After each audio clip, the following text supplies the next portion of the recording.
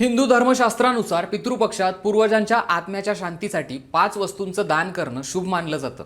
या वस्तू दान केल्याने पितृ संतुष्ट होतात आणि त्यांचा आशीर्वाद कुटुंबाला मिळतो, अशी सर्वसामान्यांची श्रद्धा आहे. या 5 वस्तू कोणत्या ते सांगतो. पहिली वस्तू म्हणजे वस्त्र. पितृपक्षात ज्येष्ठ व्यक्ती घालू शकतील अशा पांढऱ्या रंगाचं धोतर, कुर्ता, गमछा किंवा साडी दान करणं शुभ मानलं जातं. स्वच्छ आणि नवीन वस्त्राचं दान करावं. जुने किंवा वापरलेले कपडे दान करू नये असं म्हटलं जातं. दुसरी वस्तू आहे काळे तीळ. काळे तीळ दान केल्याने पितरांना मोक्ष मिळतो आणि घरात सुख समृद्धी येते असं मानलं जातं. तिसरी वस्तू आहे गुळाचं दान. गुळ दान केल्याने घरातल्या छोट्या मोठ्या कुरबुरी, भांडणं दूर होतात. याचा उल्लेख गरुड पुराणातही केलेला आहे. चौथी गोष्ट आहे पाणीदान. पितृपक्षात पितृ तृप्त होण्यासाठी पृथ्वीवर येतात, त्यामुळे पाणीदान हे महत्त्वाचं मानलं गेलंय. असं म्हटलं जातं की पाणीदान केल्याने आणि पितरांचं स्मरण करून दक्षिण दिशेला जल अर्पण केल्याने पुण्यप्राप्ती होते. पाचवी गोष्ट आहे अन्नदान.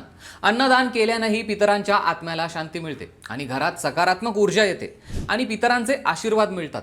तुम्ही यातलं कधी काही फॉलो करत दान केलंय का? आम्हाला कमेंट करून नक्की सांगा.